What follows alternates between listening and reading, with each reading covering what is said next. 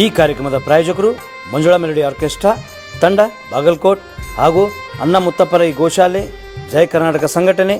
ವಿಶೇಷವಾದಂಥದ್ದು ಅದರ ಜೊತೆಗೆ open heart Kannada ದಿನಪತ್ರಿಕೆ ಬಾಗಲಕೋಟ್ ಈ ಕಾರ್ಯಕ್ರಮದ ಪ್ರಾಯೋಜಕರು.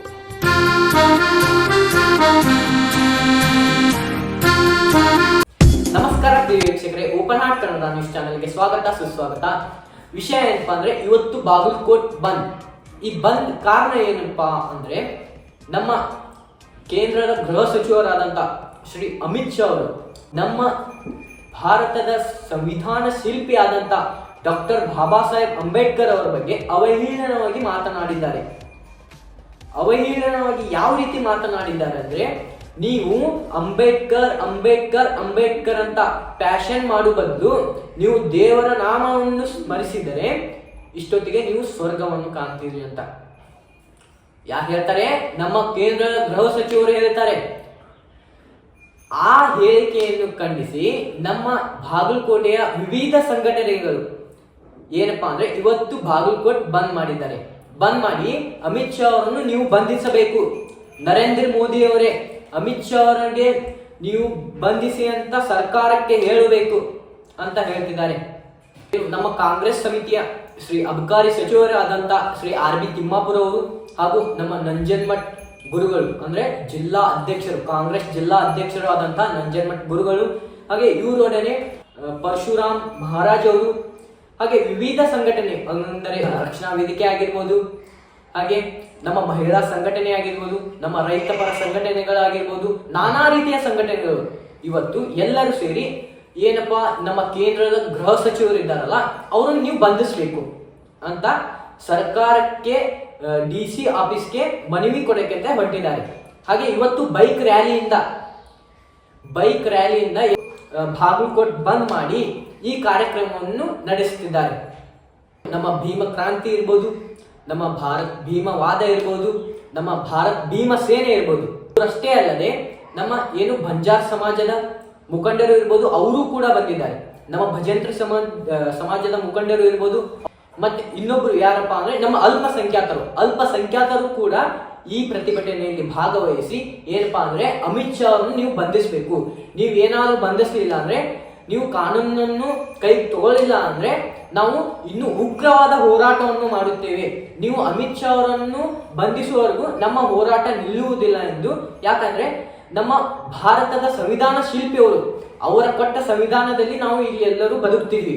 ಹಾಗೆ ಅಮಿತ್ ಶಾ ಅವರಿಗೂ ಎಚ್ಚರಿಕೆ ಕೊಟ್ಟಿದ್ದಾರೆ, ನೀವು ಕೂತಿರುವ ಜಾಗ ಕೊಟ್ಟಿದ್ದು ಬಾಬಾ ಸಾಹೇಬ್ ಅವರು, ಏನು ನೀವು ಈಗ ಕೂತಿರೋ ಸ್ಥಾನ ಇದೆಯಲ್ಲ ಅದನ್ನು ಕೊಟ್ಟಿದ್ದು ಬಾಬಾ ಸಾಹೇಬ್ ಅವರು, ನೀವು ಪೆನ್ನು ಹಿಡಿದಿದ್ದಂದ್ರೆ ಬಾಬಾ ಸಾಹೇಬರಿಂದ ಹಿಡಿದಿದ್ದೀರ ಅಂತ ಹೇಳ್ತಾ ಇದ್ದಾರೆ. ಅದಕ್ಕೆ ಈಗ ನಮ್ಮ ಬಾಗಲಕೋಟೆ ಬಂದ್ ಯಾವ ರೀತಿ ಇದೆ, ಮತ್ತೆ ಅಲ್ಲಿಯ ಮುಖಂಡರುಗಳು, ಹಾಗೆ ನಮ್ಮ ಅಬಕಾರಿ ಸಚಿವರು, ಹಾಗೆ ನಾನಾ ರೀತಿಯ ಹಿರಿಯರು ಯಾವ ರೀತಿ ಮಾತಾಡೋಣ ಅಂತ ನೋಡ್ಕೊಂಡ್ ಬರೋಣ ಬನ್ನಿ.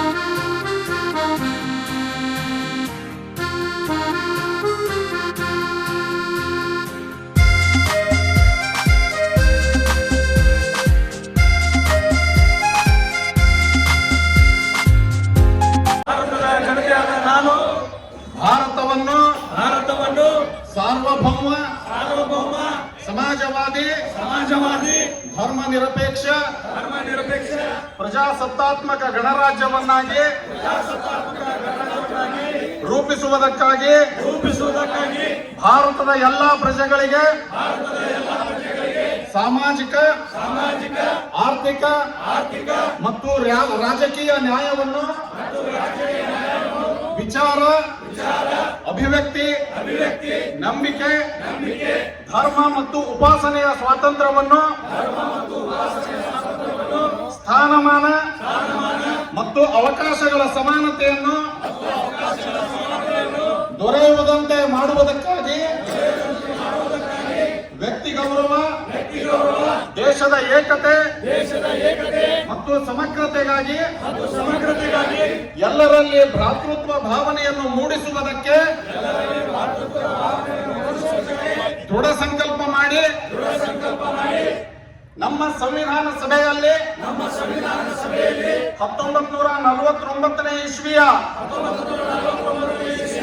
ನವೆಂಬರ್ ತಿಂಗಳ 26ನೇ ದಿನದಂದು ಈ ಸಂವಿಧಾನವನ್ನು ನಮಗೆ ನಾವೇ ಅರ್ಪಿಸಿಕೊಂಡು ಅಂಗೀಕರಿಸಿ ಶಾಸನವಾಗಿ ವಿಧಿಸಿಕೊಂಡಿದ್ದೇವೆ. ಜೈ ಭೀಮ್, ಜೈ ಸಂವಿಧಾನ್, ಜೈ ಭಾರತ್. ಇವತ್ತಿನ ಈ ಬಂದ್ ಕರೆಯನ್ನ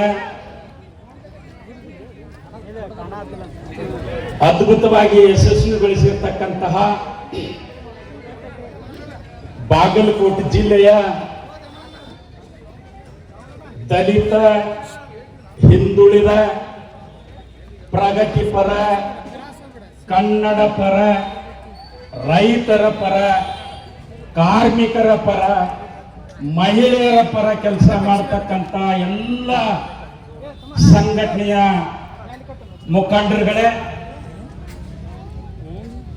ಬಹುಶಃ ಬಾಗಲಕೋಟೆಯ ಇತಿಹಾಸದಲ್ಲಿ ಈ ತರ ಒಂದು ಒಗ್ಗಟ್ಟನ್ನ ಪ್ರದರ್ಶನ ಮಾಡಿ ಬಾಬಾ ಸಾಹೇಬ್ ಅಂಬೇಡ್ಕರ್ಗೆ ಮಾಡಿರ್ತಕ್ಕಂಥ ಅವಮಾನವನ್ನ ನಾವೆಂದೂ ಕೂಡ ಸಹಿಸಿಕೊಳ್ಳಿಕ್ಕೆ ಸಾಧ್ಯ ಇಲ್ಲ ಅಂತ ಹೇಳಿ ಇವತ್ತು ಬಾಗಲಕೋಟೆಯ ಮೂಲಕ ಡೆಲ್ಲಿವರೆಗೆ ಸಂದೇಶ ಕೊಟ್ಟಿರ್ತಕ್ಕಂತಹ ನಿಮ್ಮೆಲ್ಲರನ್ನ ನಾನು ಹಾರ್ದಿಕ ಸ್ವಾಗತವನ್ನ ಕೋರಿ ಪ್ರಾಸ್ತಾವಿಕವಾಗಿ ಕೆಲವು ವಿಚಾರಗಳನ್ನ ನಿಮ್ಮೆಲ್ಲರ ಮುಂದೆ ವ್ಯಕ್ತಪಡಿಸಬೇಕಂತೇಳಿ ನಾನು ನಿಂತಿದ್ದೇನೆ. ಬಂಧುಗಳೇ, ಕಳೆದ ತಿಂಗಳು 18ನೇ ತಾರೀಕಿಗೆ ದೆಹಲಿನಲ್ಲಿ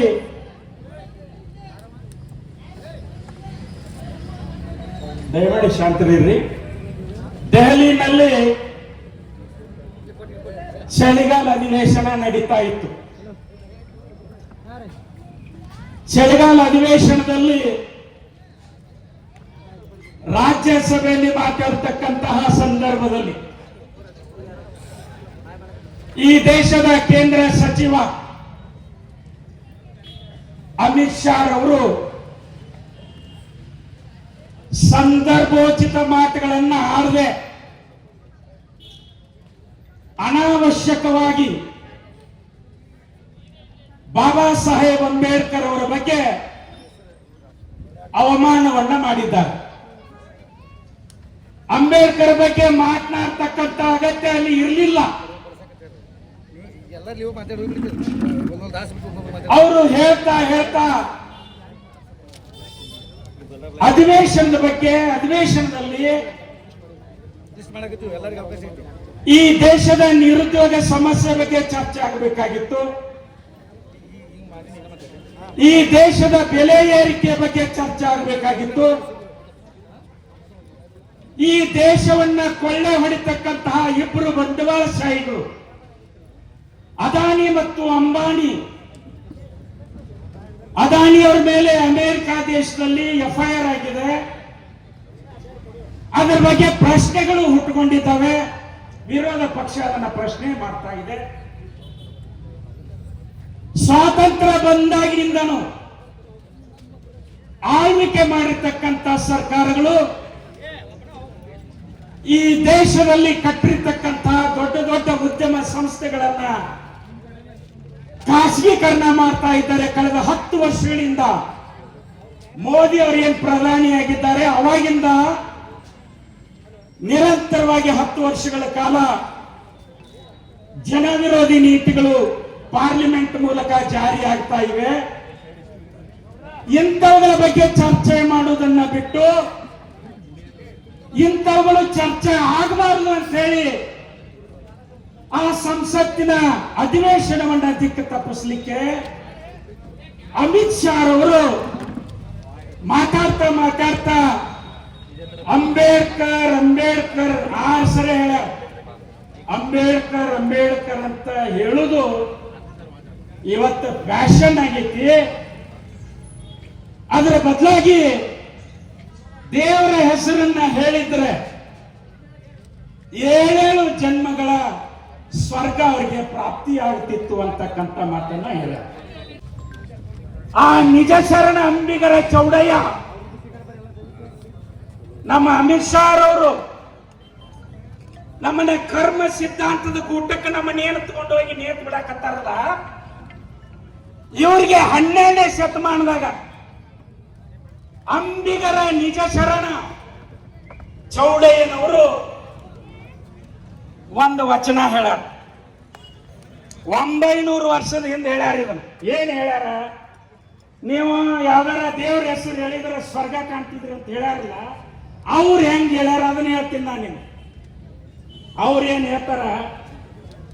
ಶಿವನ ನೆನೆದರೆ ಭವ ಹರಿಯುವುದೆಂಬ ವಿವರಗೇಡಿಗಳ ಮಾತು ಕೇಳಲಾಗದು. ಏನ್ ಹೇಳ್ತಾರೆ ಅಂಬಿಗರ ಶರಣರು? ಶಿವನ ನೆನೆದರೆ ಭವ ಹರಿಯುವುದೆಂಬ ವಿವರಗೇಡಿಗಳ ಮಾತು ಕೇಳಲಾಗದು. ಕಷ್ಟ ಶಿವ ಶಿವ ಶಿವ ಅಂತ ಹೇಳಿದ್ರ ನಿಮಗೇನಾರ ಸ್ವರ್ಗ ಅಥವಾ ನಿಮ್ಮ ಕಷ್ಟ ಪರಿಹಾರ ಅಂತ ಏನಾರ ಯಾವನಾರ ಹೇಳ್ಯಾರಂದ್ರ ಅದನ್ನ ನಾನು ನಂಬಂಗಿಲ್ಲ, ನೀವು ನಂಬೇಡ್ರಿ ಅಂತ ಹೇಳ್ಯಾರ. ಪ್ರತಿಯೊಬ್ಬರ ಭಾರತೀಯ ಉಸಿರು. ಬಂದಂಥ ಸಮಸ್ತ ಜನತೆಗೆ ನಮಸ್ಕಾರ. ಬಾಗಲಕೋಟೆ ಬಂದ್ಗೆ ಬೆಂಬಲ ಸೂಚಿಸಿದಂಥ ವ್ಯಾಪಾರಸ್ಥರು ಹಾಗೂ ಇಡೀ ಬಾಗಲಕೋಟೆ ಜನತೆಗೆ ವಂದನೆಗಳು. ಇವತ್ತು ಅಮಿತ್ ಶಾ ಅವರು ಆ ಒಂದು ಕುರ್ಚಿ ಮೇಲೆ ಕುಂಡ್ರಕ್ಕೆ ಕಾರಣನ ಸಂವಿಧಾನ. ಇವತ್ತು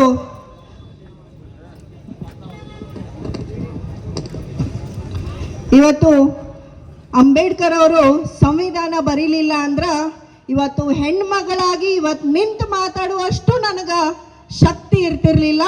ಒಂದು ದೇಶದಲ್ಲಿ ಒಂದು ಸಮಾನತೆ ಇರ್ತಿರ್ಲಿಲ್ಲ. ಇವತ್ತು ಹೆಣ್ಮಗಳಾಗಿ ಇವತ್ತು ಈ ಒಂದು ದೇಶದಲ್ಲಿ ಒಂದು ಪ್ರಾಮಾಣಿಕತೆಯಾಗಿ ಹೋರಾಟ ಮಾಡೋಕ್ಕಾಗಲಿ, ಒಂದು ಚುನಾವಣೆ ನಿಂದ್ರಕ್ಕಾಗಲಿ ಕೊಟ್ಟಂತ ಯಾವುದು ಶ್ರೇಷ್ಠವಾದ ಸಂವಿಧಾನ ಅಂದ್ರೆ ಅದು ಬಾಬಾ ಸಾಹೇಬ್ ಅಂಬೇಡ್ಕರ್ ಅವರು ಬರೆದಂತ ಸಂವಿಧಾನ ಅಂತ ಹೆಮ್ಮೆಯಿಂದ ಹೇಳ್ಬಹುದು. ಇವತ್ತು ಅಮಿತ್ ಶಾ ಅವರು ಹೇಳ್ತಾರ ನಿಮಗೆ ದೇವರು ನಿಮಗೆ ಸ್ವರ್ಗ ಸಿಗುತ್ತಂತ. ಆದ್ರೆ ಇವತ್ತು ನಾ ಅವ್ರಿಗೆ ಹೇಳಕ್ ಇಚ್ಛಾ ಪಡ್ತೀನಿ, ನಮ್ಮ ದೇವರು ಸಂವಿಧಾನದಲ್ಲೇ ಇದಾನ. ಜೈ ಭೀಮ್, ಜೈ ಕರ್ನಾಟಕ. ಮಾಡ್ತೀನಿ. ಎಲ್ಲರೂ ಅವರವರ ವಿಚಾರಗಳನ್ನು ಹೇಳಿದರು. ಆದರೆ ಇದು ಸಾಮಾನ್ಯ ವಿಚಾರ ಅಲ್ಲ, ಇದು ಸಾಮಾನ್ಯ ವಿಚಾರ ಅಲ್ಲ. ಈಗ ಕೋರ್ಟ್ನಲ್ಲಿ ವಕೀಲರು ಭಾಳ ಬಂದಿರಿ, ಯಾವುದಕ್ಕೆ ಒದರ್ತಾರೆ? ಅಮಿತ್ ಶಾ ಹಾಜರ್ ಹೈ, ಅಮಿತ್ ಶಾ ಹಾಜರ್ ಹೈ, ಅಮಿತ್ ಶಾ ಹಾಜರ್ ಹೈ ಅಂತ ನಾಲ್ಕು ಮನುಷ್ಯ ನಮ್ಮ ಬಾಬಾ ಸಾಹೇಬರ ಬಗ್ಗೆ ಮಾತಾಡೋಕೆ ಏನೂ ಹಕ್ಕಿಲ್ಲ. ಅವರು ಜೇಲ್ನಾಗ ಬಿದ್ದವ ಲುಚ್ಚ, ಇವ ಜೇಲಿಗೆ ಬಿದ್ದು ಬಂದವ ಏನಿವತ್ತು ಆಳಕ್ಕೆ ಹತ್ತಾನ, ಏನು ಬೇಕಂತ ಮಾತಾಡ್ತಾನೆ. ಜೈಲಿನ ಸಲಾಕಿಯಿಂದ ಬಿದ್ದವ ಏನು ರೈಟ್ಸ್ ಐತಿ ಇವಾಗ? ಏನದ ಹೇಳ್ರಿ ನೀವು ದಯಮಾಡಿ. ಇನ್ನೂ ಎಚ್ಚರದಿಂದ ಪಟ್ನೆ ಕ್ಷಮಾ ಕೇಳಿ ಎಲ್ಲ ದಲಿತರದ್ದು ಯಾರ ಮುಖಂಡರಿದ್ದಾರ ಕಾಲ್ ಕೈ ಹಿಡ್ಕೊಂಡ್ರೆ ಅವ ಲೈಫ್ ಐತಿ. ಇಲ್ಲಂದ್ರೆ ನಾವು ಸತ್ರು ಪರವಾಗಿಲ್ಲ, ಅವನು ಹೋರಾಟ ಮಾಡಿ ಅವನ ಮಣ್ಣ ಮಾಡ್ತೀವಿ. ಏನಂತ ತಿಳ್ಕೊಂಡಾನ ದಲಿತರಂದ್ರೆ ಏನ್ ತಿಳ್ಕೊಂಡಾನ? ಸುಮ್ಮನೆ ಮಾಡ್ಕೊಂಡ್ ತಿನ್ನಕತ್ತಾನ, ದೇಶದ್ದೆಲ್ಲ ಸಗಣಿ ತಿನ್ನಕತ್ತಾನ, ಅಡ್ವೈಸ್ ಮಾಡಿದಾನ. ಎಲ್ಲೆಲ್ಲಿ ಕಲ್ತಾನ, ಎಲ್ಲಿ ಕಲ್ತಾನ? ಏನೂ ಇಲ್ಲ. ಒಬ್ಬ ವ್ಯಾಪಾರಸ್ಥ ನನ್ನ ನೋವು ಅನಿಸ್ತದ. ನಮ್ಮ ಅಧಿಕಾರ ಬರ್ಲಿ ಬಿಡ್ಲಿ, ನಾವು ಯಾರಿಗೂ ಹೊಗಳಂಗಿಲ್ಲ ಬಿಡಂಗಿಲ್ಲ. ಬಾಬಾ ಸಾಹೇಬರಂದ್ರೆ ನಮ್ಮ ದೇವ್ರ. ಇವತ್ತು ಏನಾರು ಬಿಳಿಯಂಗಿ ಹಾಕೊಂಡಿನಂದ್ರೆ ಬಾಬಾ ಸಾಹೇಬರ ಪುಣ್ಯ ಇದು. ಎಲ್ಲರೂ ದಲಿತರು ಏನಂತ ತಿಳ್ಕೊಂಡಾರ ಇವರು. ಪಾಪ ಅದು ಏನು ನರೇಂದ್ರ ಮೋದಿ ಹೇಳ್ತಾರೆ, अवंगट इधु मारे बहुत अच्छा भाषण करते हैं नरेंद्र मोदी जी। मैं आपको यहाँ से अपील कर रहा हूँ उर्दू में या हिंदी में, तुम्हें क्या भी करो ऐसा ये दलित के बारे में तुम्हें अच्छा रहे तो इमीडिएटली वो अमित शाह को तलर उतारो, कैबिनेट से बाहर डालो। ये हरामखोर हमारा सब का जिंदगी हराम कर रहा है तो हम कहीं सुनेंगे? सुनते नहीं। दलित अभी बहुत स्ट्रांग है, इंडिया में इतने नहीं, वर्ल्ड दलित मिलेंगे। तेरे अमित शाह का एक एक दाढ़ी उखाड़ को डालेंगे, हमें छोड़ेंगे नहीं। ನನ್ನ ಮಾತು ಮುಗಿಸ್ತೇನೆ. ಕಾರ್ಯಕ್ರಮ ಇದ ನೇತೃತ್ವ ವಹಿಸಿರ್ತಕ್ಕಂಥ ಎಲ್ಲ ದಲಿತ ಪರ ಸಂಘಟನೆಗಳ ಎಲ್ಲ ಮುಖಂಡರುಗಳೇ, ಈ ಐತಿಹಾಸಿಕವಾಗಿರ್ತಕ್ಕಂಥ ಬಾಗಲಕೋಟ್ ಬಂದ್ ಕಾರ್ಯಕ್ರಮಕ್ಕೆ ಆಗಮಿಸಿರ್ತಕ್ಕಂಥ ನಮ್ಮೆಲ್ಲರ ಹಿರಿಯರು, ಬಾಗಲಕೋಟ್ ಜಿಲ್ಲಾ ಉಸ್ತುವಾರಿ ಮಂತ್ರಿಗಳಾಗಿರ್ತಕ್ಕಂಥ ಸನ್ಮಾನ್ಯ ಆರ್ ಬಿ ತಿಮ್ಮಾಪುರ್ ಸಾಹೇಬ್ರೆ, ಹಿರಿಯರಾದ ಜಿಲ್ಲಾ ಕಾಂಗ್ರೆಸ್ನ ಅಧ್ಯಕ್ಷರಾದ ಸನ್ಮಾನ್ಯ ಶ್ರೀ ನಂಜನಮಠ್ ಸಾಹೇಬ್ರೆ, ಹಾಗೂ ಇಲ್ಲಿ ನಡೆದಿರತಕ್ಕಂಥ ಎಲ್ಲ ದಲಿತ ಸಂಘಟನೆಗಳ ಹಿರಿಯ ಮುಖಂಡರುಗಳೇ, ತಾಯಂದಿರೇ, ಸ್ನೇಹಿತರೆ, ಕಳೆದ ತಿಂಗಳು 18ನೇ ತಾರೀಕು ಅಮಿತ್ ಶಾ ರವರು ರಾಜ್ಯಸಭೆಯಲ್ಲಿ ಮಾತಾಡ್ತಾ ಕೆಲವರಿಗೆ ಈ ದೇಶದಲ್ಲಿ ಅಂಬೇಡ್ಕರ್ ಅಂಬೇಡ್ಕರ್ ಅಂಬೇಡ್ಕರ್ ಅಂತ ಕರೆಯೋದು ಒಂದು ಫ್ಯಾಷನ್ ಆಗಿಬಿಟ್ಟಿದೆ, ಅದರ ಬದಲಾಗಿ ದೇವರ ಹೆಸರನ್ನು ಏನಾದರೂ ತಗೊಂಡಿದ್ರೆ ಅವರಿಗೆ 7 ಜನ್ಮಕ್ಕೂ ಸ್ವರ್ಗ ಸಿಗ್ತಾ ಇತ್ತು ಅಂತಕ್ಕಂಥ ಉದ್ದಟತನದ ಹೇಳಿಕೆಯನ್ನ ಕೊಡುವುದರ ಮುಖಾಂತರ ಲಕ್ಷಾಂತರ ಕೋಟ್ಯಾಂತರ ಬಾಬಾ ಸಾಹೇಬ್ ಅಂಬೇಡ್ಕರ್ ಅವರ ಅನುಯಾಯಿಗಳಿಗೆ, ಅವರನ್ನ ಪ್ರೀತಿ ಮಾಡ್ತಕ್ಕಂಥ ಜನರಿಗೆ, ಈ ದೇಶದ ಬಹುಸಂಖ್ಯಾತ ಶೋಷಿತ ವಂಚಿತ ದಲಿತ ಸಮುದಾಯಗಳಿಗೆ ಅವಮಾನ ಮಾಡಿದ್ದಾರೆ ಅಂತಕ್ಕಂಥದ್ದನ್ನ ಈ ಸಂದರ್ಭದಲ್ಲಿ ನಾವು ನೆನಪಿಸಿಕೊಳ್ಬೇಕಾಗ್ತದೆ. ಅಮಿತ್ ಶಾ ಅವರೇ, ನಿಮಗೆ ಈ ವೇದಿಕೆ ಮುಖಾಂತರ ಒಂದು ಮಾತನ್ನ ಹೇಳಲಿಕ್ಕೆ ಬಯಸ್ತೇನೆ. 7 ಜನ್ಮಕ್ಕೆ ಸ್ವರ್ಗ ಸಿಗುತ್ತೋ ಬಿಡುತ್ತೋ ಅದು ಗೊತ್ತಿಲ್ಲ. ಸತ್ತ ನಂತರದಲ್ಲಿ ಸ್ವರ್ಗ ಸಿಗುತ್ತೋ ಬಿಡುತ್ತೋ ಯಾರಿಗೂ ಗೊತ್ತಿಲ್ಲ. ಆದರೆ ಸಾವಿರಾರು ವರ್ಷಗಳಿಂದ ಏನು ಅಸಮಾನತೆಯ ಕೂಪದಲ್ಲಿ, ನರಕದಲ್ಲಿ ಸಾವಿರಾರು ವರ್ಷಗಳಿಂದ ಬಳಲ್ತಾಗಿರ್ತಕ್ಕಂಥ ಅನೇಕ ಶೋಷಿತ ಸಮುದಾಯಗಳಿಗೆ ಇದೇ ಭೂಮಿ ಮೇಲೆ ಸ್ವರ್ಗ ತೋರಿಸಿರ್ತಕ್ಕಂಥ ಮಹಾನುಭಾವ ಯಾರಾದರೂ ಆಗಿದ್ರೆ ಅದು ಡಾಕ್ಟರ್ BR ಅಂಬೇಡ್ಕರ್ ಅಂತಕ್ಕಂಥ ಮಾತನ್ನ ಈ ಸಂದರ್ಭದಲ್ಲಿ ಹೇಳಬೇಕಾಗ್ತದೆ.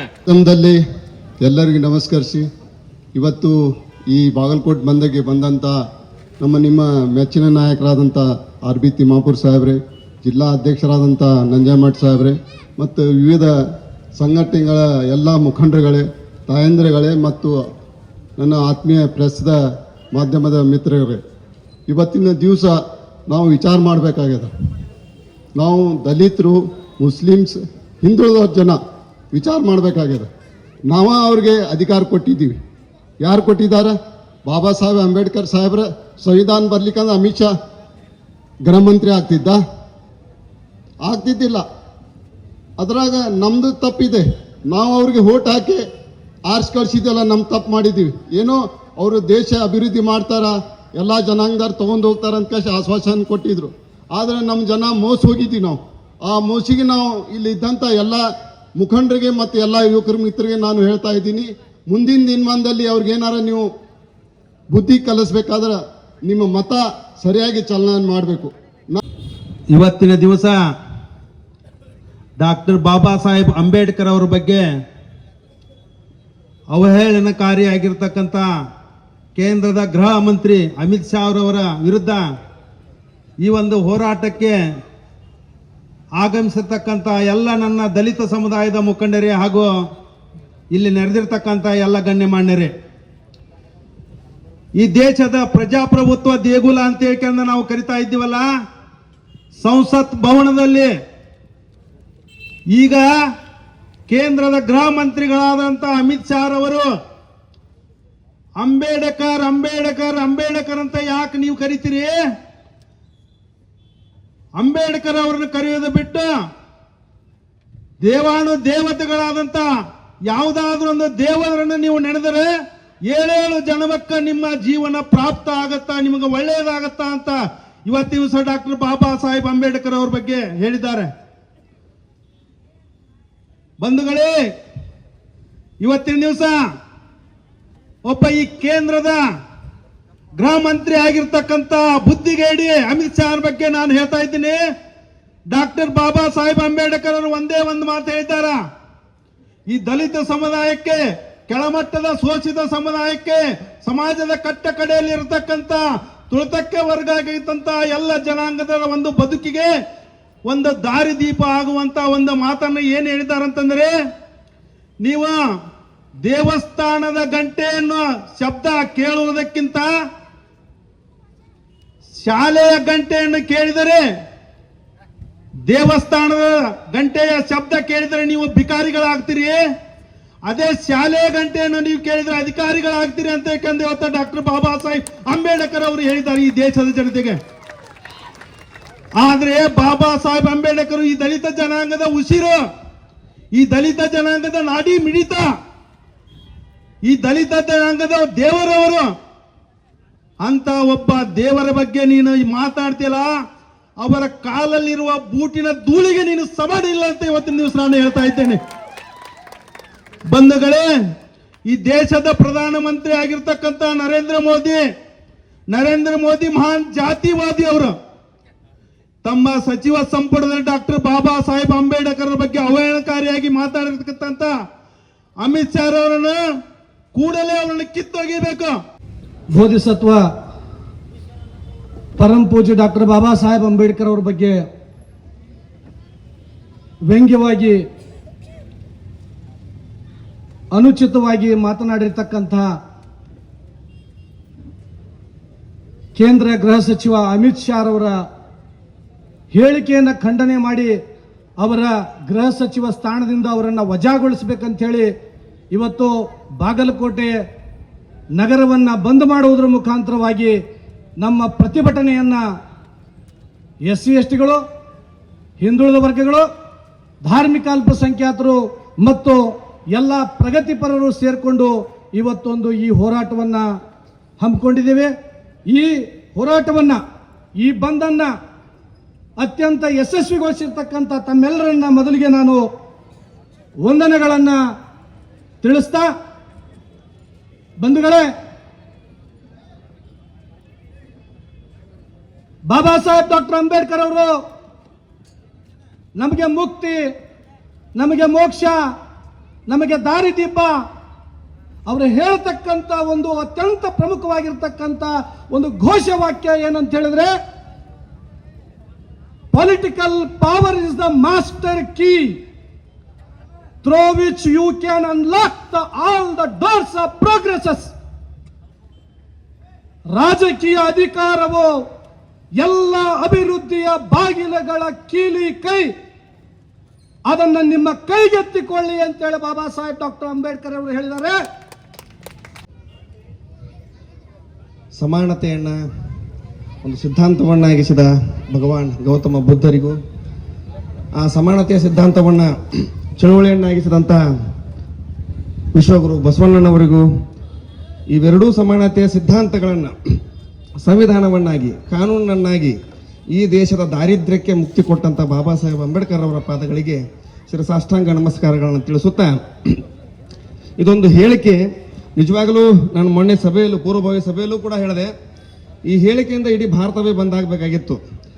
ಆದರೆ ಒಂದು ಮಾತನ್ನು ಹೇಳ್ತಾರೆ ಪೂರ್ಣಚಂದ್ರ ತೇಜಸ್ವಿ ಅವರು, ಈ ಜನರಿಗೆ ಉಪಕಾರ ಮಾಡುವಂತಹ ಯಾವುದೇ ಯೋಗ್ಯತೆ ಇಲ್ಲದ ರಾಜಕಾರಣಿಗಳು ಮಾತ್ರ ಜಾತಿ ರಾಜಕಾರಣ ಮಾಡೋದ್ರಿಂದ ನಮ್ಮಲ್ಲಿ ನಾವೇ ಬೇರ್ಪಟ್ಟು, ನಮ್ಮಲ್ಲಿ ನಾವೇ ಒಡಕಾಗಿರುವ ಕಾರಣಕ್ಕೆ ಈ ದೇಶದ ಪರಿಸ್ಥಿತಿ ಇವತ್ತು ಹೀಗಾಗಿದೆ. ಇನ್ನು ಅಮಿತ್ ಶಾ ಅವ್ರ ಮಾತಿಗೆ ಹೇಳ್ತೀನಿ, ನೀವು 6 ಬಾರಿ ಅಲ್ಲ, 600 ಬಾರಿ ಅಲ್ಲ, ಪ್ರತಿದಿನ ಎದ್ದು ಮಲಗಿ ಸತ್ರು ಸಂವಿಧಾನದ ಪ್ರಕಾರವೇ ನಿಮ್ಮ ಅಂತ್ಯಕ್ರಿಯೆ ಮಾಡೋದು ಈ ದೇಶದಲ್ಲಿ. ಸಂವಿಧಾನವೇ ಇರದೇ ಇದ್ರೆ ಅಂತ್ಯಕ್ರಿಯೆ ಕೂಡ ಸರಿಯಾಗಿ ಆಗೋದಿಲ್ಲ. ಅಮಿತ್ ಶಾ ಅವರೇ, ನಾಳೆ ನೀವು ತೀರ್ಕೊಂಡ ನಂತರ ನಿಮ್ಮ ಮರಣ ಪ್ರಮಾಣ ಪತ್ರವನ್ನು ಕೂಡ ಸಂವಿಧಾನಬದ್ಧವಾಗಿ ನಮ್ಮ ಸರ್ಕಾರಿ ಕಚೇರಿಗಳಲ್ಲಿ ಸಿಗುತ್ತೆ ಅನ್ನೋದನ್ನ ತಾವು ನೆನಪಿಟ್ಕೋಬೇಕು.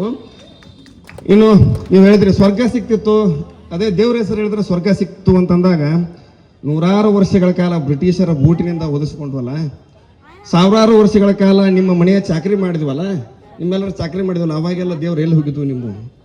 ಈ ದೇಶಕ್ಕೊಂದು ಮುಕ್ತಿ ಅಂತ ಸಿಕ್ಕಿದ್ದು ಯಾವತ್ತು ಅಂತ ಅನ್ನೋದಾತಂದ್ರೆ ಅದು ಸಂವಿಧಾನ ಜಾರಿಯಾದ ದಿನ, ಅದು ಸ್ವಾತಂತ್ರ್ಯ ಬಂದ ನಂತರ. ಸ್ವಾತಂತ್ರ್ಯ ಬಂದಾಗಲೂ ಕೂಡ ನಮಗೆ ಸ್ವಾತಂತ್ರ್ಯ ಸಿಕ್ಕಿರಲಿಲ್ಲ. ಸ್ವಾತಂತ್ರ್ಯ ದೇಶಕ್ಕೆ ಮಾತ್ರ ಸಿಕ್ಕಿತ್ತು, ಭಾರತಕ್ಕೆ ಮಾತ್ರ ಸಿಕ್ಕಿತ್ತು, ಭಾರತೀಯರಿಗೆ ಸಿಕ್ಕಿರಲಿಲ್ಲ. ಯಾವತ್ತು ಜನವರಿ 26 ಭಾರತವನ್ನ ಗಣರಾಜ್ಯವನ್ನಾಗಿ ಮಾಡಿದ್ವಿ, ಅವತ್ತು ಸ್ವಾತಂತ್ರ್ಯ, ಅವತ್ತು ನಮಗೆ ಸಿಗಬೇಕಾದ ಮೂಲಭೂತ ಹಕ್ಕುಗಳು ಸಿಕ್ಕವು. ಅದನ್ನ ನೆನಪಿನಲ್ಲಿ ಇಟ್ಕೋಬೇಕು. ಇವತ್ತು ನೀವು ಗೃಹ ಮಂತ್ರಿ ಅಲ್ಲ, MP ಆಗ್ಲಿಕ್ಕೂ ಏನೇನು ಆಗಿದ್ರಲ್ಲ, ನಿಮ್ದೊಂದು ಪಕ್ಷ ಸ್ಥಾಪನೆ ಮಾಡ್ಲಿಕ್ಕೂ ಕೂಡ ಬಾಬಾ ಸಾಹೇಬರು ಕೊಟ್ಟ ಸಂವಿಧಾನವೇ ಕಾರಣ.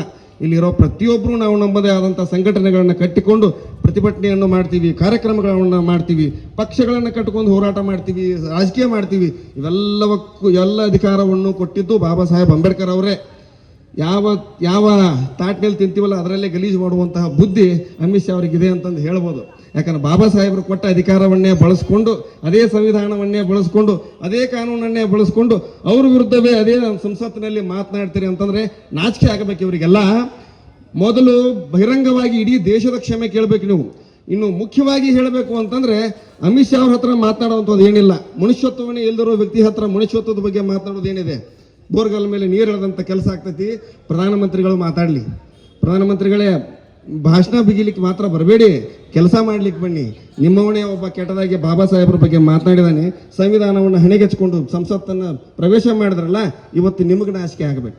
ಅಂಥವನೊಬ್ಬನನ್ನ ನನ್ನ ಪಕ್ಕದಲ್ಲಿ ಇಟ್ಕೊಂಡಿದ್ದೀನಿ ಅಂಥವನೊಬ್ಬ ನಮ್ಮ ಪಕ್ಷದಲ್ಲಿ ಇದ್ದಾನೆ, ಮುಖ್ಯವಾಗಿ ದೇಶದ ಗೃಹ ಮಂತ್ರಿ ಆಗಿದ್ದಾನೆ ಅಂತನೋ ನಾಚಿಕೆ ನಿಮಗಾಗಬೇಕು. ಬಹಿರಂಗವಾಗಿ ಪ್ರಧಾನಮಂತ್ರಿಗಳು ಕ್ಷಮೆ ಕೇಳಲಿ, ಬಹಿರಂಗವಾಗಿ ಪ್ರಧಾನಮಂತ್ರಿಗಳು ಅಮಿತ್ ಶಾ ಅವರನ್ನು ಸಂಪುಟದಿಂದ ವಜಾ ಮಾಡಲಿ. ಇವೆಲ್ಲ ಬೇಡಿಕೆಯನ್ನು ನಾವು ಇಡ್ತಾನೆ ಬರ್ತೀವಿ. ಆದರೆ ಮೂರು ಬಿಟ್ಟವರು ಊರಿಗೆ ದೊಡ್ಡವರು ಅಂತ ನಾವೇನು ಮುಂದೆ ಹಿಂದಿನ ಹಿರಿಯರ ಗಾದೆ ಮಾತಿತ್ತಲ್ಲ, ಮೂರು ಬಿಟ್ಟವರು ದೇಶದ ಪ್ರಧಾನಮಂತ್ರಿಗಳು, ಮೂರು ಬಿಟ್ಟವರು ದೇಶದ ಗೃಹ ಮಂತ್ರಿಗಳು, ಮೂರು ಬಿಟ್ಟವರು ಭಾರತೀಯ ಜನತಾ ಪಕ್ಷದ ಎಲ್ಲ ನಾಯಕರು. ಬಾಬಾ ಸಾಹೇಬರು ಅಂತಂದ್ರೆ ಏನಂತ ತಿಳ್ಕೊಂಡಿರಿ? ಬಾಬಾ ಸಾಹೇಬರು ಅಂತಂದ್ರೆ 11,000 ವೋಲ್ಟ್ ಅಲ್ಲ, 11 ಲಕ್ಷ ವೋಲ್ಟಿನ ಕರೆಂಟ್. ಅಂತ ವೋಲ್ಟ್ ಕರೆಂಟನ್ನು ಮುಟ್ಟಿದ್ರಿ. ಇವತ್ತು ಮುಂದಿನ ದಿನಮಾನಗಳಲ್ಲಿ ಈ ದೇಶದ ಜನತೆ, ಈ ದೇಶದ ಮಹಿಳೆಯರು ನಿಮಗೆ ತಕ್ಕದಾದ ಪಾಠ ಕಲಿಸ್ತಾರೆ. ನೆನಪಿನಲ್ಲಿ ಇಟ್ಕೊಳ್ಳಿ ಬಂಧುಗಳೇ. ನಾನು ನಿಮ್ಗೆ ಒಂದೇ ಒಂದು ಮನವಿಯನ್ನು ಮಾಡ್ಕೊತೀನಿ. ಇವರೆಲ್ಲರೂ ಓಟ್ ಕೇಳಕ್ಕೆ ನಿಮ್ಮ ಮನೆ ಬಂದಾಗ ನಿಮ್ಮ ಕೈಲಿ ಏನು ಸಿಗುತ್ತೆ ಅದನ್ನು ತಗೊಂಡು ಹೊಡೆದುಬಿಡಿಸುವಂಥ ಕೆಲಸ ಮಾಡ್ರಿ. ಅವಾಗ ಮಾತ್ರ ಇವರು ಈ ದೇಶದ ಕಾನೂನನ್ನ, ಈ ಬಾಬಾ ಸಾಹೇಬರನ್ನ, ಸಂವಿಧಾನವನ್ನ ಗೌರವಿಸ್ಲಿಕ್ಕೆ ಸಾಧ್ಯ. ಇಲ್ಲದೇ ಇದ್ರೆ ನಾವು ಎಷ್ಟು ತಲೆಬಾಗಿ ನಡುವಾಗಿ ನಿಲ್ತೀವಿ, ಆ ನಡುವಾಗಿ ತಲೆಬಾಗಿ ನಿಲ್ಲುವ ಸ್ವಭಾವವನ್ನು ನಾವು ಇಲ್ಲಿವರೆಗೂ ಬಿಟ್ಟಿಲ್ಲ. ಅದೇ ನಮ್ಮ ಅತಿ ದೊಡ್ಡ ವೀಕ್ನೆಸ್, ಅದೇ ನಮ್ಮ ದೌರ್ಬಲ್ಯ.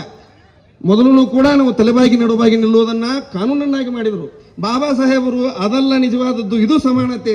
ತಲೆಬಾಗಿ ನಡುವಾಗಿ ನಿಲ್ಲಬೇಡ್ರಿ ಅವ್ರ ಹತ್ರ. ನೀವು ಮನುಷ್ಯರು, ಅವರು ಮನುಷ್ಯರು, ಎಲ್ಲರೂ ಸಮಾನರು.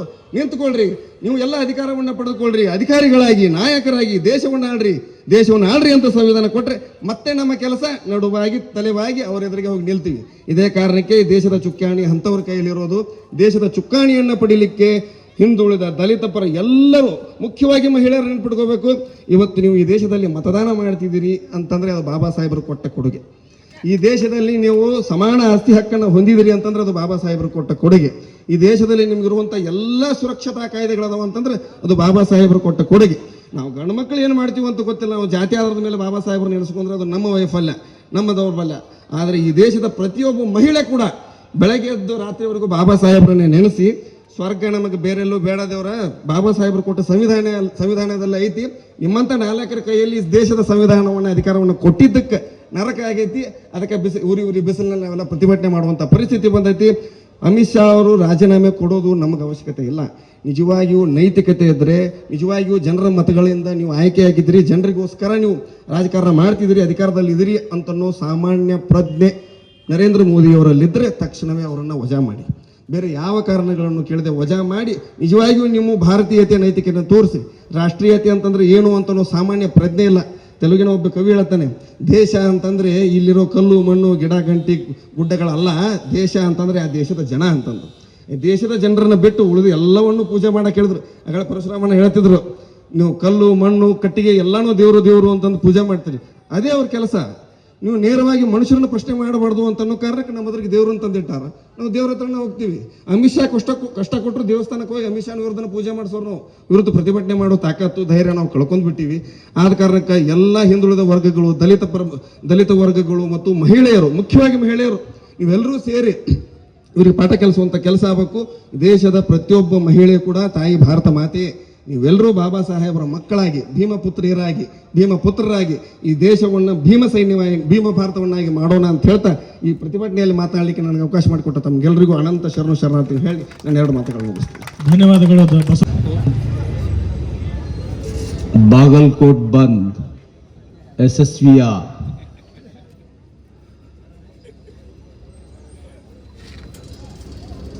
ಹಲವಾರು ಸಂಘಟನೆಗಳು ಸೇರಿ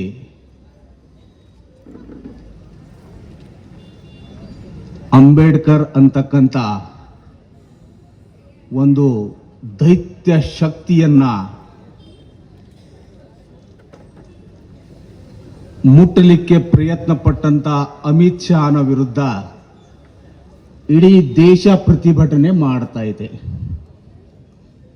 ಆ ಒಂದು ಪ್ರತಿಭಟನೆಯ ಅಂಗವಾಗಿ ಇಂದು ಬಾಗಲಕೋಟೆಯಲ್ಲಿಯೂ ಕೂಡ ಬಂದ್ ಯಶಸ್ವಿಯಾಗಿ ನಡೆದಿದೆ ಅಂದರೆ ಅದು ನಿಮ್ಮ ಸಹಾಯ ಸಹಕಾರದಿಂದ ಮಾತ್ರ ಅಂತಕ್ಕಂಥ ಮಾತನ್ನ ಈ ಸಂದರ್ಭದಲ್ಲಿ ಹೇಳ್ತೀನಿ. ಅಂಬೇಡ್ಕರ್ ಸಂವಿಧಾನ ಈ 2 ಶಬ್ದ ತೆಗೆದುಕೊಳ್ಳೇನ ಅವ್ರಿಗೆ ಉರ್ಯಾಕ್ ಚಾಲು ಆಕೈತಿ.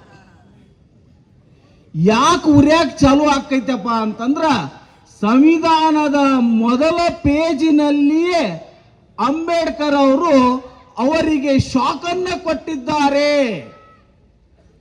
ಅಗಾಳೆ ಕಾರ್ಯಕ್ರಮಕ್ಕಿಂತ ಮುಂಚಿತವಾಗಿ ನಾವು ಸಂವಿಧಾನದ ಪೀಠಿಕೆಯನ್ನ ಓದಿದ್ದೇವೆ. We the people of India, ನಾವು ಭಾರತೀಯರು. ಈ ಒಂದು ಶಬ್ದ ಆ ಸವರ್ಣೀಯರಿಗೆ, ಆ ಮೇಲ್ಜಾತಿಯವರಿಗೆ ತೆಳಗಿನಿಂದ ಮೇಲಿನವರಿಗೆ ಉರಿಯುವಂತೆ ಮಾಡುತ್ತದೆ. ಅದಕ್ಕೆ ಅಂಬೇಡ್ಕರನನ್ನ ಅವಮಾನಿಸುವ, ಅಂಬೇಡ್ಕರ್ ಅವರ ವಿಚಾರಗಳನ್ನ ಹತ್ತಿಕ್ಕುವಂತ ಪ್ರಯತ್ನ ಇವತ್ತು ನಡೆದಿಲ್ಲ. ಇದು ಬಹಳ ದಿವಸದಿಂದ ಈ ಪ್ರಯತ್ನ ನಡೀತಾನೇ ಇದೆ, ಇನ್ನು ಮುಂದೆ ನಡೆಯುತ್ತಲೇ ಇರುತ್ತದೆ. ಅದಕ್ಕೆ ನಾವು ಏನ್ ಮಾಡಬೇಕಾಗಿದೆ, ಅಂಬೇಡ್ಕರ್ ಅಂದ್ರೆ ಏನು ಅಂತಕ್ಕಂಥ ವಿಚಾರ ಅವರಿಗೆ ಚೆನ್ನಾಗಿ ಗೊತ್ತಿದೆ. ಅಂಬೇಡ್ಕರ್ ಅಂಬೇಡ್ಕರ್ ಅಂಬೇಡ್ಕರ್ ಅಂತ ಅಂಬೇಡ್ಕರ್ ಹೆಸರನ್ನು ಹೇಳುವ ಮೂಲಕ ಈ ಒಂದು ವಿವಿಧ ದಲಿತ ಸಂಘಟನೆಗಳು, ಅಲ್ಪಸಂಖ್ಯಾತರು, ಕನ್ನಡ ಪರ, ರೈತ ಪರ, ಮಹಿಳಾ ಒಕ್ಕೂಟಗಳ ಮಹಾ ಒಕ್ಕೂಟದಿಂದ ಏನಿದೊಂದು ಅಮಿತ್ ಶಾ ವಿರುದ್ಧ ಬಾಗಲಕೋಟೆ ಬಂದ್ ಕರೆ ಕೊಟ್ಟಿದ್ದೇವೆ. ಈ ಕಾರ್ಯಕ್ರಮವನ್ನು ಯಶಸ್ವಿಗೊಳಿಸಿರ್ತಕ್ಕಂಥ ಎಲ್ಲ ನನ್ನ ಸಂಘಟನೆ ಒಡನಾಡಿಗಳಿಗೆ ತುಂಬು ಹೃದಯದ ಅಭಿನಂದನೆಗಳನ್ನು ಸಲ್ಲಿಸ್ತಾ, ಈಗಾಗಲೇ ಸಾಕಷ್ಟು ಜನ ಮಾತಾಡಿದ್ದಾರೆ. ಬಿಸಿಲೈತಿ, ಎಷ್ಟಿದ್ರೂ ಕೂಡ ಜನ ಎಲ್ಲಿ ಹೋಗಿಲ್ಲ, ಇಲ್ಲೇ ಕುಂತಿದಾರ. ಈಗ ನಾವ ಬಂದ್ ಮಾಡಿಸಿವಿ, ನಮಗ ಹೊಟ್ಟೆ ಹಸ್ತೈತಿ. ಯಾವ್ದಾರ ಹೋಟೆಲ್ಗೆ ಹೋಗಿ ಏನಾರ ತಿನ್ಬೇಕಂದ್ರೆ ಈಗ ನಾವ ಬಂದ್ ಮಾಡಿಸ್ಬಿಟ್ಟಿವಿ. ಹಿಂಗಾಗಿ ಆದ್ರೂ ಪರವಾಗಿಲ್ಲ, ಒಂದ್ ದಿವಸ ನಾವು ಉಪವಾಸ ಇರ್ತೀವಿ ಡಾಕ್ಟರ್ ಬಾಬಾ ಸಾಹೇಬ್ ಅಂಬೇಡ್ಕರ್ ಸಲುವಾಗಿ ಅಂತ ಹೇಳ್ತಾ, ಇವತ್ತು ಅಮಿತ್ ಶಾ ಏನ್ ಹೇಳ್ತಿದಾರಪ್ಪ ಅಂತಂದ್ರ ಅಂಬೇಡ್ಕರ್ ಅಂಬೇಡ್ಕರ್ ಅನ್ನೋದೊಂದು ಫ್ಯಾಷನ್ ಆಗಿದೆ ಅಂತ ಹೇಳ್ತಾರ. ನಾನು ಅಮಿತ್ ಶಾನ್ಗೆ ಹೇಳ್ತಾ ಇದ್ದೀನಿ, ಏ ಅಮಿತ್ ಶಾ ಹುಷಾರ್, ಅಹಿಂದ ಅವರ ತಂಟೆಗೆ ಬಂದ್ರೆ ಈ ದೇಶದಲ್ಲಿ ರಕ್ತಪಾತ ಮಾಡ್ತೇವೆ ಅಂತಕ್ಕಂಥ ಮಾತನ್ನ ಈ ಸಂದರ್ಭದಲ್ಲಿ ಹೇಳ್ತಾ ಇದ್ದೇನೆ. ಬಾಬಾ ಸಾಹೇಬ್ ಅಂಬೇಡ್ಕರ್ ಅವರ ತಂಟೆಗೆ ಬಂದ್ರೆ, ಈ ದೇಶದ ಸಂವಿಧಾನದ ತಂಟೆಗೆ ಬಂದ್ರೆ ಈ ದೇಶದಲ್ಲಿ ಹರಿಯುವುದು ರಕ್ತ ಹರಿತೈತಿ ಅಂತಕ್ಕಂಥ ಮಾತನ್ನ ಈ ಸಂದರ್ಭದಲ್ಲಿ ಬಹಳ ಸ್ಪಷ್ಟವಾಗಿ ಹೇಳ್ತಾನೆ. ನೀವು ಈಗ ಅಂಬೇಡ್ಕರ್ ಬಗ್ಗೆ ಅಪಮಾನ ಮಾಡಿದ್ದೀರಲ್ಲ, ನೀವು ಒಬ್ಬರೇ ಈ ದೇಶದಲ್ಲಿ ಅಡ್ಡಾಡುವುದ್ರೆ ನಿಮಗೆ ತಕ್ಕ ಪಾಠವನ್ನ ದಲಿತ ಬಂಧುಗಳು ಕಲಿಸ್ತಾರಂತಕ್ಕಂಥ ಮಾತನ್ನ ಹೇಳ್ತಾ ಇದ್ದಾನೆ.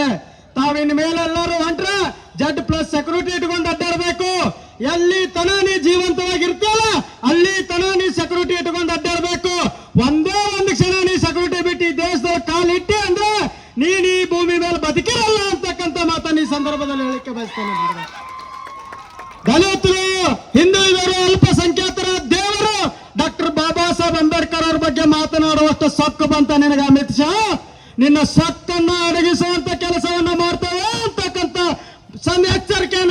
ಸಂದರ್ಭದಲ್ಲಿ ಕೊಡ್ತಾ ಇದ್ದೇನೆ.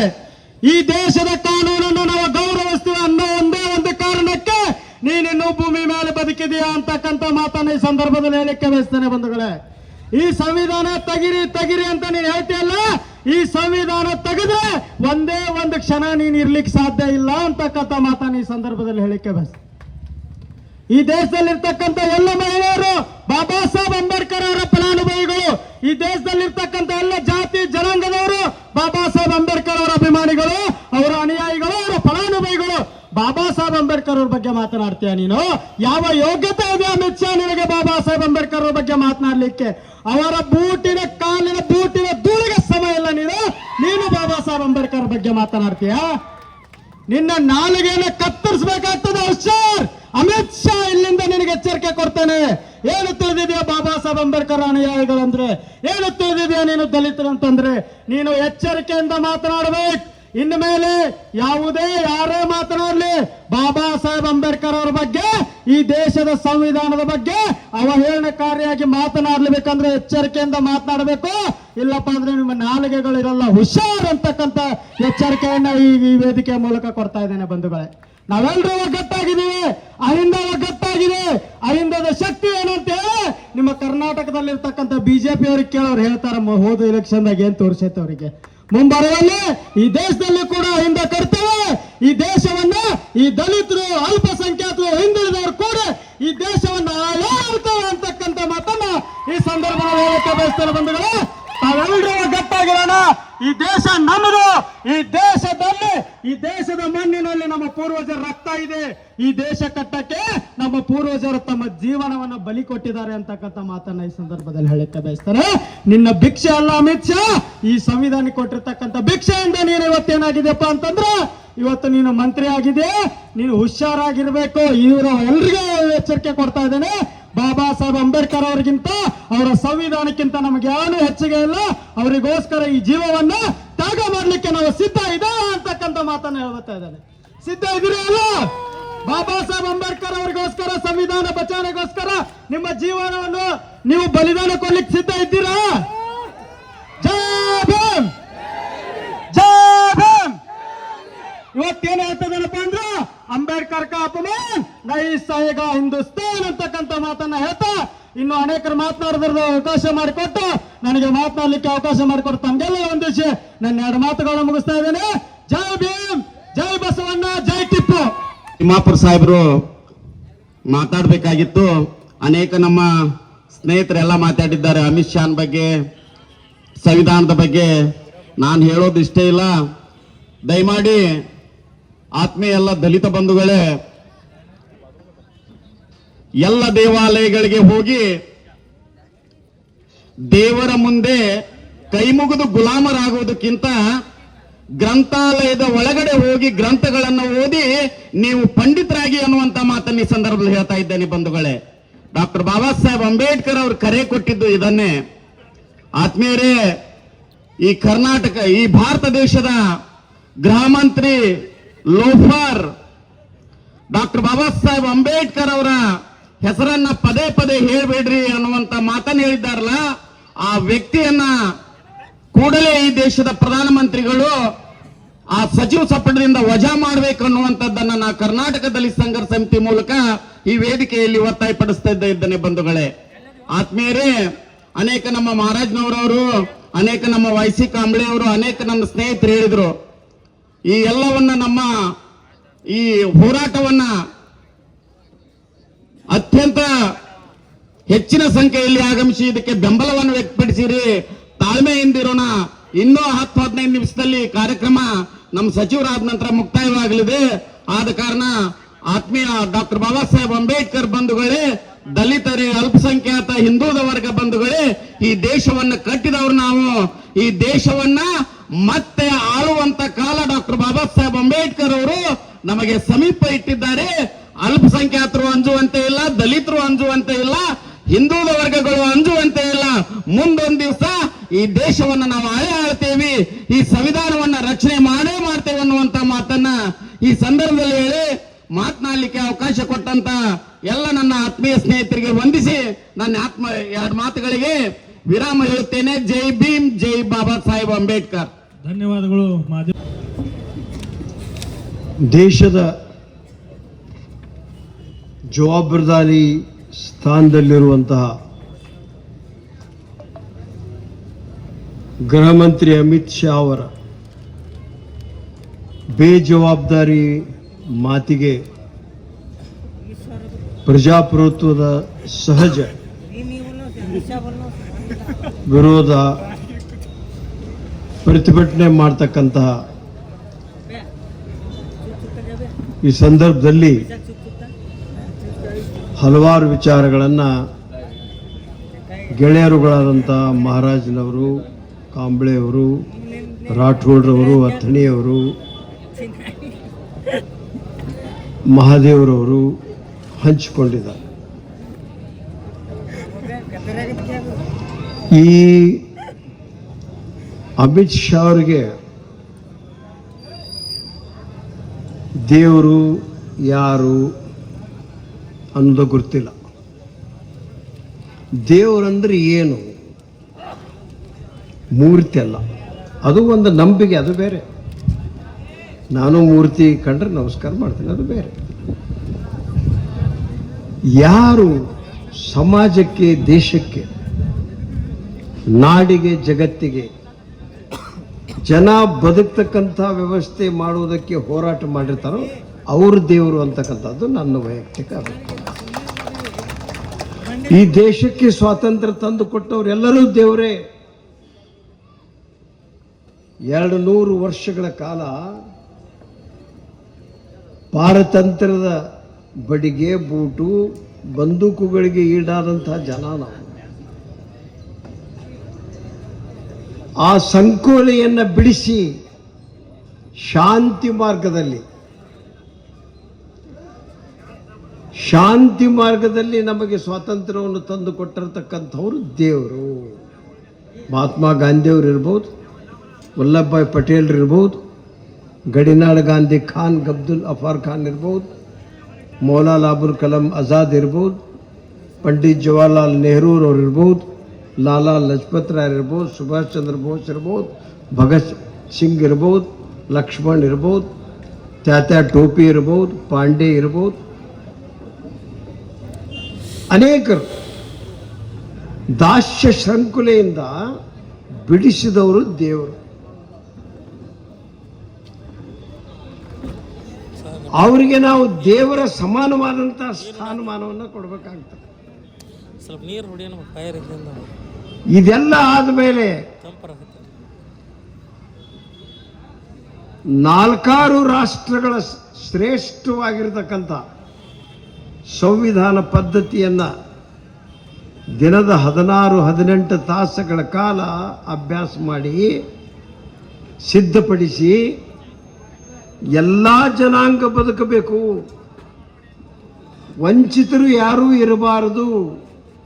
ಈ ದೇಶದ ಮೇಲೆ ಬದುಕ್ತಕ್ಕಂತಹ 4386 ಸಮಾಜಗಳಿವೆ, 19,000 ಆಡು ಭಾಷೆಗಳಿವೆ. ಇವರಿಗೆಲ್ಲ ಸಮಾನವಾದಂಥ ಹಕ್ಕನ್ನು ಕೊಡಬೇಕು ಅಂತಕ್ಕಂತಹ ಅಹಿರ್ನಿಶಿ ದುಡಿದು ಕ್ಷಯರೋಗಕ್ಕೆ ತುತ್ತಾಗಿ ದೇಶದ ಸಮಾನತೆ, ಸ್ವಾತಂತ್ರ್ಯ, ವಾಕ್ ಸ್ವಾತಂತ್ರ್ಯ, ಧಾರ್ಮಿಕ ಸ್ವಾತಂತ್ರ್ಯ ಇವೆಲ್ಲವನ್ನು ಕೊಟ್ಟಿರ್ತಕ್ಕಂಥ ಮಹಾಮಹಿಮನೆ ಅನಿಸ್ಕೊಂಡಿರ್ತಕ್ಕಂಥ ಅಂಬೇಡ್ಕರ್ ದೇವರು, ದೇವರ ಸಮಾನರು. ದೇವರಂದ್ರೆ ಶ್ರೇಷ್ಠ, ಧರ್ಮ ಅಂದ್ರೆ ಶ್ರೇಷ್ಠ, ಶ್ರೇಷ್ಠತೆಯೇ ಧರ್ಮ, ಶ್ರೇಷ್ಠತೆ ವ್ಯಕ್ತಿಯೇ ದೇವರ ಸಮಾನ. ದೇವರ ಸಮಾನ ಅಂದ್ರೆ ಮೂರ್ತಿ ಅಥವಾ ಕಿರೀಟ ಪರಟ ಗದ ಹಿಡ್ಕೊಂಡವ್ರಲ್ಲ.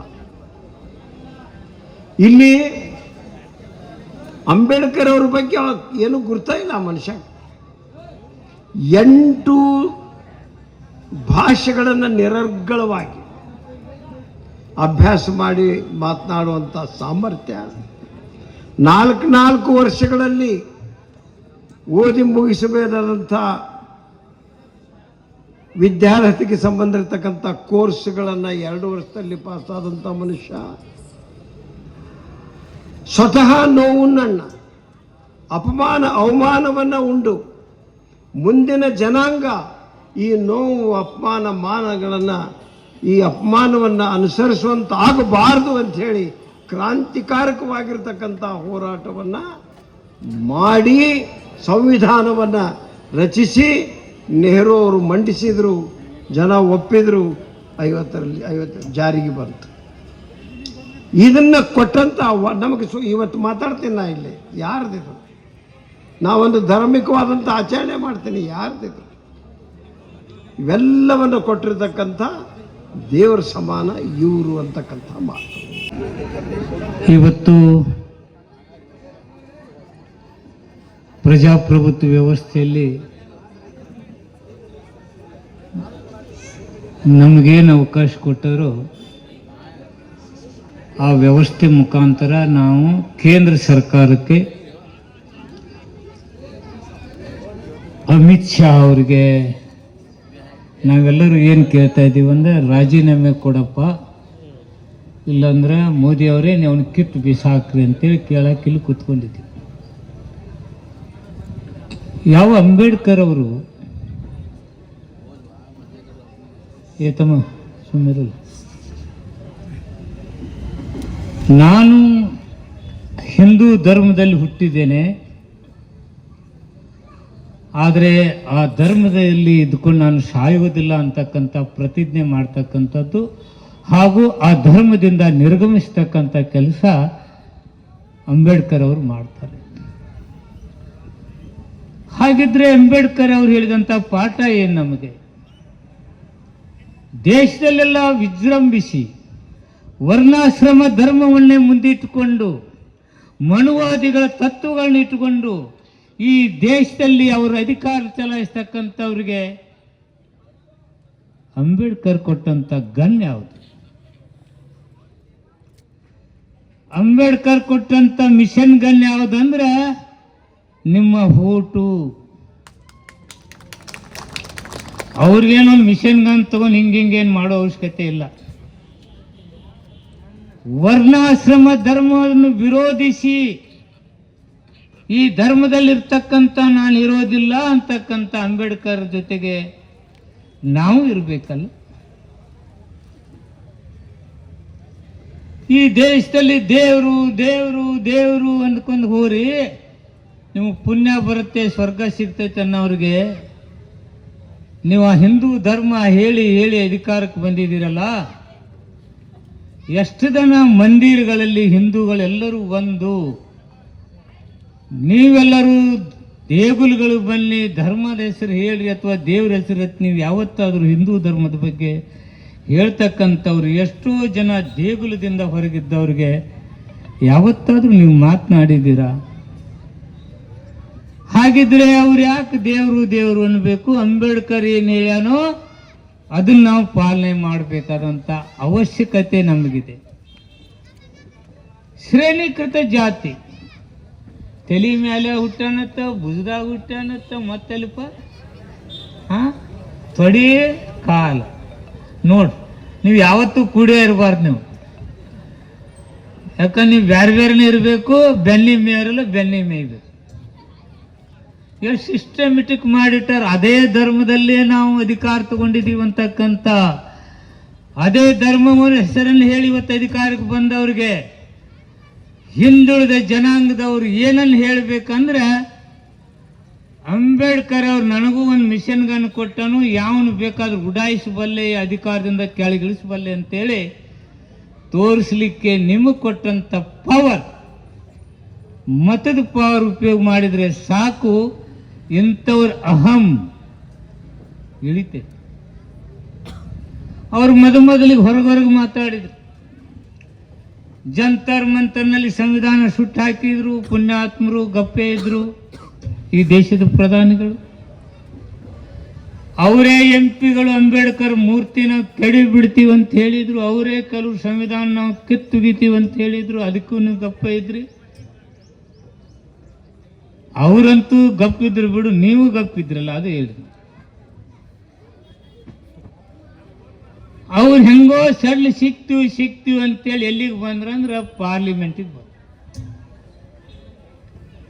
ಹಾಗಿದ್ರೆ ಅವ್ರ ಉದ್ದಟತನ, ಅವ್ರ ಅಹಂ ಎದಕ್ಕಾಗಿ ಬಂದೈತಂದ್ರೆ ಅಧಿಕಾರ. ಈ ಅಧಿಕಾರವನ್ನು ಭಾರಿ ದುರುಪಯೋಗ ಪಡಿಸ್ಕೊಂಡು ಬಿಟ್ಟಿದ್ದಾರೆ. ಅಧಿಕಾರವನ್ನು ಇಡಿ IT ಮುಖಾಂತರ ಯಾರಾದರೂ ಸಿಕ್ಕರೆ, ಬೇರೆ ಪಕ್ಷದವ್ರು ಯಾರ್ಯಾರು ಸಿಕ್ಕಿದವರೆಲ್ಲ ID ET ಎಲ್ಲದ್ರಾಗ ಹತ್ತಿಕ್ಕಿ ಅಧಿಕಾರವನ್ನು ದುರುಪಯೋಗ ಪಡಿಸಿಕೊಂಡಿದ್ದಾರೆ. ಮಹಾರಾಷ್ಟ್ರದಲ್ಲಿ ಅಜಿತ್ ಪವಾರ್ ಅವನ ಮೇಲೆ ಸಾವಿರಾರು ಕೋಟಿ ಹಗರಣ ಅಂತೇಳಿ ಹೊರಗೆ ಬಂತು. BJP ಒಳಗೆ ಹೋದ ನಂತರ ಏನಾಯ್ತದು ಮುಚ್ಚಿ ಹಾಕಿಬಿಟ್ರು. ಅಂದ್ರೆ ಇವ್ರು ಏನು ಮಾಡ್ತಾ ಇದ್ದಾರೆ? ಈ ದೇಶದ ಜನತೆಯನ್ನ ಇವತ್ತೇನು ತುರ್ತು ಪರಿಸ್ಥಿತಿ ಬಗ್ಗೆ ಮಾತನಾಡ್ತಾರೋ, ಇನ್ನೊಂದು ರೂಪದಲ್ಲಿ ಈ ದೇಶದ ಎಲ್ಲ ಜನರಿಗೆ ತುರ್ತು ಪರಿಸ್ಥಿತಿ ಹೇರಿದ್ದಾರೆ. ಯಾರು ಬಾಯಿ ಬಿಡಂಗಿಲ್ಲ. ಬಾಯಿ ಬಿಟ್ರೆ ಇಡೀ ಬಂದು ಬಿಡ್ತಾರೆ. ಇನ್ಕಮ್ ಟ್ಯಾಕ್ಸ್ ರೆಡಿ, ಯಾಕಂದ್ರೆ ಅವ್ರ ವಿರುದ್ಧ ಬಾಯಿ ಬಿಡಂಗಿಲ್ಲ. ಪ್ರಜಾಪ್ರಭುತ್ವಕ್ಕೆ ಮಾರಕ ಆದಂಥವ್ರು, ಮಾನವರನ್ನು ಕಾಣಲಾರಂತ ಧರ್ಮದ ಬಗ್ಗೆ ಮಾತನಾಡ್ತಕ್ಕಂಥವ್ರು ಇವರು ಎಲ್ಲಿಗೆ ಬಂದಿದ್ದಾರೆ ಅಂದ್ರೆ ಪಾರ್ಲಿಮೆಂಟ್ದಲ್ಲಿ ಮಾತನಾಡಲಿಕ್ಕೆ ಹೊರಟಿದಾರಲ್ಲ, ಅದಕ್ಕೆ ತಕ್ಕ ಶಾಸ್ತಿ ಆಗ್ತಿದೆ. ದೇಶಾದ್ಯಂತ ಇವತ್ತು ನಡೀತಕ್ಕಂಥ ಚಳವಳಿ ನೋಡಿದ್ರೆ ಇದು ಇಲ್ಲಿಗೆ ನಿಲ್ಲೋದಿಲ್ಲ. ಬಹುಶಃ ನೀವು ಟಿವಿಯಲ್ಲಿ ಬೇರೆ ರಾಜ್ಯಗಳಲ್ಲಿ ನಾವು ನೋಡ್ತಾ ಇರ್ತೀವಿ, ವಾಟ್ಸಪ್ನಲ್ಲಿ ನೋಡ್ತಾ ಇದ್ದೀವಿ, ಕೆಲವು ಮೀಡಿಯಾನು ಪ್ರಜಾಪ್ರಭುತ್ವ ವ್ಯವಸ್ಥೆಯಲ್ಲಿ ಮುಗಿಸಿಬಿಟ್ಟಿದ್ರು. ಕೆಲವು ಮಾಧ್ಯಮದವ್ರು ಏನಾದರೂ ಹೇಳಕ್ ಹೋದ್ರೆ ಅವ್ರನ್ನ ಅಲ್ಲಿಗೆ ಮುಗಿಸ್ತಕ್ಕಂಥ ಕೆಲಸ ಮಾಡ್ತಾ ಇದ್ದಾರೆ. ಪ್ರಜಾಪ್ರಭುತ್ವದ 4ನೇ ಅಂಗವಾದ ಮಾಧ್ಯಮವನ್ನು ಹೆದರ್ಸ್ತಕ್ಕಂಥ ಕೆಲಸ ಮಾಡ್ತಕ್ಕಂಥ ಯೋಗ್ಯತೆ, ಜನತೆಯ ಯೋಗ್ಯತೆಗೆ ಅಭಿವೃದ್ಧಿ ಮಾಡಿ ಮತ ಕೇಳಾರ್ದಂಥ ಯೋಗ್ಯತೆ ಇರಲಾರ್ದವರು ಈ ದೇಶವನ್ನು ಆಳ್ತಾ ಇದ್ದಾರೆ. ಇವತ್ತು ಡಾಲರ್ ರೇಟ್ ಏನಾಗಿದೆ? $1 ಎಷ್ಟ್ರಿ? 86.64. ದೇಶದ ಮಾನ ಮರ್ಯಾದೆ ವಿಶ್ವದಲ್ಲಿ ಹರಾಜು ಹಾಕ್ತಕ್ಕಂಥ ಅಯೋಗ್ಯ ಇವತ್ತಿ ದೇಶ ಆಳ್ತಾರೆ. ಇದನ್ನು ಮರೆಮಾಚಲಿಕ್ಕೆ ಇಂಥ ಸಣ್ಣ ಪುಟ್ಟ ಗಲಾಟೆಗಳನ್ನ ಎಬ್ಬಿಸುವುದು, ಇಂಥ ಹೇಳಿಕೆಗಳನ್ನ ಕೊಡ್ತಕ್ಕಂಥದ್ದು. ಈ ದೇಶವನ್ನ ಅದಾನಿ ಅಂಬಾನಿ ಅಂತವ್ರ ಕಂಪ್ನಿಗಳಿಗೆ ಕೊಟ್ಟು ಬಡವ್ರನ್ನೆಲ್ಲರನ್ನು ದಿಕ್ಕಪಾಲಾಗಿ ಮಾಡ್ತಕ್ಕಂಥ ಕೆಲಸ ಇವತ್ತು ನಡೀತದೆ. ಎಷ್ಟೋ ಕಾರ್ಖಾನೆಗಳು ಇವತ್ತು ಸಿಮೆಂಟ್, ಸ್ಟೀಲ್ ಒಂದೊಂದಾಗಿ ಅದಾನಿ ಅಂಬಾನಿಗಳ ಪಾಲದು. ಕೇಂದ್ರ ಸರ್ಕಾರ ಹಾಗೂ ರಾಜ್ಯ ಸರ್ಕಾರಗಳು ನಡೀತಕ್ಕಂಥ ಕೆಲವು ಕಾರ್ಖಾನೆಗಳು ಬಂದ್ ಮಾಡಿ ಅವರಿಗೆ ಒಪ್ಪಿಸಿಬಿಟ್ರು. ಅವ್ರ ಹಿಡನ್ ಅಜೆಂಡಾ ಇದೆ, ನಿಮ್ಗೆ ಅರ್ಥ ಆಗಬೇಕು. ಒಂದೊಂದನ್ನ ಕಂಪ್ನಿಗಳಿಗೆ ಕೊಟ್ಟು ಅವ್ರು ರೂಲ್ ಮಾಡ್ತಾರೆ. ಪ್ರಜಾಪ್ರಭುತ್ವ ವ್ಯವಸ್ಥೆಗೆ ಧಕ್ಕೆ ತರ್ತಕ್ಕಂಥದ್ದು ಕೈ ಹಾಕಿದ್ದಾರೆ. ಮತ್ತೆ ಇವ್ರ ಇತಿಹಾಸ ನಿಮಗೆ ಗೊತ್ತಿದೆ. ಅಮಿತ್ ಶಾ ಅಂತವ್ರು ಮಾತನಾಡೋರು ಇತಿಹಾಸ ಏನಂದ್ರೆ ಗಡಿಪಾರಾದವರು, ಜೈಲಿನಲ್ಲಿ ಇದ್ದವರು. ಇವ್ರಿಗೆ ಇದಕ್ಕಿಂತ ಕೆಟ್ಟ ಶಬ್ದಗಳು ಇನ್ನೇನು ಇದ್ದಾವರು? ಅವರ ಪ್ರವೃತ್ತಿನೇ ಅದೇ ಇರೋದ್ರಿಂದ ಈ ಮಾತುಗಳು ಬರ್ತವೆ. ನಾನು ಅದಕ್ಕೆ ವಿನಂತಿ ಮಾಡ್ಕೋತಾ ಇದ್ದೀನಿ, ತಾವು ಅಧಿಕಾರಕ್ಕೆ ಬರಬೇಕಾದ್ರೆ ಏನೇನು ಕುತಂತ್ರ ನಡೆಸ್ತಾರಂತಕ್ಕಂಥದ್ರ ಬಗ್ಗೆ ತಾವು ಎಚ್ಚರಿಕೆ ವಹಿಸ್ತಾ ಇದ್ರಿ. ಬಿಜೆಪಿಯ ಬಿ ಗುಂಪುಗಳನ್ನಾಗಿ ಅಲ್ಲೊಂದಿಲ್ಲೊಂದು ಸಣ್ಣ ಪಕ್ಷಗಳನ್ನ ಹುಟ್ಟು ಹಾಕಿ ಅಲ್ಲಿ ಬಿಜೆಪಿ ಬರುವ ರೀತಿಯಲ್ಲಿ ಮಾಡ್ತಕ್ಕಂಥ ಕುತಂತ್ರ ಏನು ನಡೀತಾ ಇದೆ. ಕಾರ್ಯಕ್ರಮದ ಪ್ರಾಯೋಜಕರು ಮಂಜುಳಾ ಮೆಲೋಡಿಸ್ ಆರ್ಕೆಸ್ಟ್ರಾ ತಂಡ ಬಾಗಲಕೋಟೆ ಹಾಗೂ ಸರ್ವಶ್ರೇಷ್ಠ ಕ್ರಿಯೇಷನ್ಸ್ ಸಾಂಸ್ಕೃತಿಕ ಸಂಸ್ಥೆ ಅಣ್ಣ ಮುತ್ತಪ್ಪರೈ ಗೋಶಾಲೆ ಹಾಗೂ ಜಯ ಕರ್ನಾಟಕ ಸಂಘಟನೆ ಬಾಗಲಕೋಟೆ, ಓಪನ್ ಹಾರ್ಟ್ ಕನ್ನಡ ದಿನಪತ್ರಿಕೆ ಬಾಗಲಕೋಟೆ.